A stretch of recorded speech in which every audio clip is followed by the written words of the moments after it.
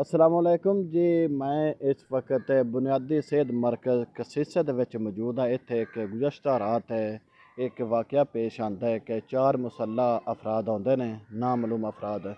वो इस इस हस्पताल दे विच वो सरकारी गार्ड हुंदा है, उसनूं तशद्दद करदे ने, मारदे कुटदे ने। उस तो बाद किन्नियां इत्थे सरकारी मलाक जां सरकारी चीज़ां ने उसका भी नुकसान करते हैं। दवाइयां जिहड़ियां ने सरकारी वो लिजाण दी कोशिश करते हैं। इस वक्त मेरे नाल सिकंदर जिहड़ा इत्थे गार्ड है वो मौजूद है। असीं वो सारी इस हवाले नाल इहदे नाल गुफ्तगू करने आ जी। अस्सलाम वालेकुम। वालेकुम सलाम जी। अच्छा, जिहड़ा इत्थे राती वाक़या पेश आया तुहाडे नाल, वो किवें वाक़या पेश आया, किस तरह आया, कौन बंदे सन? वाक़या मैं 11:15 बजे नाइट ड्यूटी ते मौजूद सी और बैठा सी। 4 मुसल्लह अफराद आए ने मेरे को पुछते ने हस्पताल ओपन है।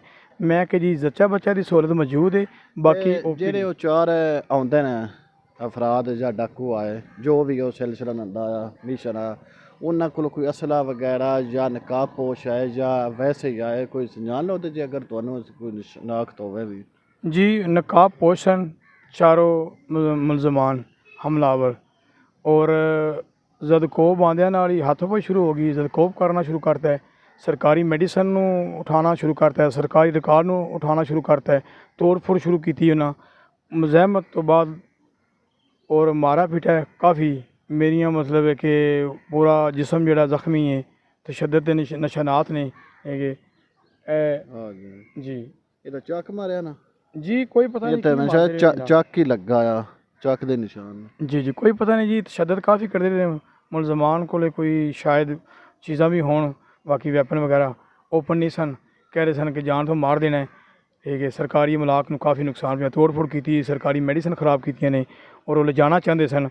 मैं बड़ी हिम्मत और कोशिश करके उन्होंने ये चीज़ां नहीं ले जान दित्तियां। अपने सरकारी ਜਿਹੜੇ ਹਨ ਸਾਡੀਆਂ ਚੀਜ਼ਾਂ ਉਹਨਾਂ ਨੂੰ ਮੈਂ ਮਹਿਫੂਜ਼ ਕੀਤਾ ਹੈ ਔਰ ਉਹਨਾਂ ਨੂੰ ਵੱਜਣੇ 'ਤੇ ਮਜਬੂਰ ਕੀਤਾ ਹੈ। ਇੱਕ ਮੁਲਜ਼ਮਾਨ ਨੂੰ ਗ੍ਰਿਫਤਾਰ ਕਰਕੇ 15 'ਤੇ ਕਾਲ ਕਰਕੇ ਅਸੀਂ ਉਹਨੂੰ ਪੁਲਿਸ ਦੇ ਹਵਾਲੇ ਕਰ ਦਿੱਤਾ ਹੈ। ਤੇ ਜਿਹੜਾ ਤੁਸੀਂ ਉਸ ਨੂੰ ਗ੍ਰਿਫਤਾਰ ਕੀਤਾ ਪੁਲਿਸ ਤੇ ਆਉਣ ਤੋਂ ਪਹਿਲੇ ਉਹਦੇ ਕੋਲ ਪੁੱਛਿਆ ਨਹੀਂ ਤੁਸੀਂ ਵੀ ਕੌਣ ਹੋ, ਕਿਦੋਂ ਆਇਆ, ਕੀ ਚੀਜ਼ ਲੈਣ ਆਏ ਹੋ, ਕੀ? ਜੀ ਉਹ ਕੋਈ ਇਸ ਕਿਸਮ ਦੀ ਗੱਲ ਨਹੀਂ ਸੀ ਕਰਦਾ। ਇਹ ਕਹਿੰਦਾ ਸੀ ਕਿ ਅਸੀਂ ਫਾਇਰ ਮਾਰ ਦੇਣਾ ਹੈ ਡਾਕਟਰਾਂ ਨੂੰ ਔਰ ਪੂਰੇ ਸਰਕਾਰੀ ਸਟਾਫ ਨੂੰ, ਜਿਤਨਾ ਵੀ ਮੌਜੂਦ ਅਮਲਾ ਸੀ ਉਹਨਾਂ ਨੂੰ ਮਾਰ ਦੇਣਾ ਹੈ। ਉਸ ਤੋਂ ਬਾਅਦ ਜਿਤਨੀ ਸਰਕਾਰੀ ਮੈਡੀਸਨ ਨੇ ਅਸੀਂ ਇਹ ਲੈ ਕੇ ਜਾਣੀਆਂ ਹੀ ਜਾਣੀਆਂ ਨੇ। ਔਰ ਵਜ੍ਹਾ ਕੀ ਉਹਨਾਂ ਦਾ ਪੁੱਛਿਆ ਨਹੀਂ? ਮੈਂ ਅਖਰ ਤੋਂ ਵਜ੍ਹਾ ਕਿਉਂ ਮਾਰਨਾ? ਜੀ ਉਹਨਾਂ ਕਾਂਜੂ ਸਾਹਿਬ ਕੋਈ ਵਜ੍ਹਾ ਨਹੀਂ ਦੱਸੀ। ਉਹ ਇਹ ਕਹਿੰਦੇ ਕਿ ਸਰਕਾਰੀ ਮੈਡੀਸਨ ਜਿਤਨੀ ਅਸੀਂ ਲੈ ਕੇ ਜਾਣੀਆਂ ਨੇ ਔਰ ਅਸੀਂ ਇਹਨਾਂ ਨੂੰ ਸੇਮ ਬੁਰਦ ਕਰਨਾ ਹੈ ਮੈਡੀਸਨ ਨੂੰ। ਔਰ ਤੁਹਾਨੂੰ ਬੁਰਦ ਕਰਨਾ ਤੇ ਹੁਣ ਤੁਸੀਂ ਕੀ ਮੁਤਾਲਬਾ ਕਰਦੇ ਹੋ? ਕੋਈ FIR ਦਰਜ ਹੋਈ ਹੈ? ਕੋਈ ਥਾਣੇ ਵੱਲੋਂ ਤੁਹਾਨੂੰ ਰਿਲੀਫ ਮਿਲਿਆ ਜਾਂ ਆਪਣੇ ਮਹਿਕਮੇ ਵੱਲੋਂ ਕੋਈ ਇਸ ਦੇ ਰਿਲੀਫ ਤੁਹਾਨੂੰ ਮਿਲਿਆ ਜਾਂ ਉਵੇਂ ਹੀ ਹਾਲੀ? ਜੀ ਮੇਰੀ ਬਿਲਕੁਲ ਮਹਿਕਮਾ ਕਾਰਵਾਈ ਕਰ ਰਿਹਾ ਹੈ। ਉਸ ਤੋਂ ਬਾਅਦ ਮੈਂ ਬੜਾ ਮਸ਼ਕੂਰ ਹਾਂ ਸੋਸ਼ਲ ਮੀਡੀਆ ARY ਨਿਊਜ਼ ਮਨੀਰ ਤਬਸਮ ਸਾਹਿਬ ਆਏ ਨੇ ਔਰ ਕਾਂਜੂ ਸਾਹਿਬ ਆਏ ਨੇ। इन्हें मेरी बड़ी मतलब कि हेल्प की है। महकमा हेल्प कर रहा है, जितने भी मेरे सरकारी बाला अफसरान ने। और मेरी आला हुकाम अगे अपील है कि जल्द जल्द कार्रवाई करके मुलजमान नूं गड़े च लिया जाए और सानू इंसाफ दिलाया जाए और तहफ़्फ़ुज़ दिलाया जाए सन। जी तुसां गार्ड सिकंदर आजाद की गल सुनी है, किवें इस नूं ज़्यादा कोप कीता ना, किवें तशद्दद कीता ना, ਉਹਦੇ ਇਹਨਾਂ ਦੀ आला हुकाम अगे अपील है भी ਜਿਹੜੇ ਮੁਲਜ਼ਮਾਨ ਨੇ ਉਹਨਾਂ ਨੂੰ ਗ੍ਰਿਫਤਾਰ ਕਰਕੇ ਸਾਨੂੰ ਸਰਕਾਰੀ ਮੁਲਾਜ਼ਮਾਂ ਨੂੰ ਇੱਕ ਤਹਫ਼ੁਜ਼ ਦਿੱਤਾ ਜਾਵੇ।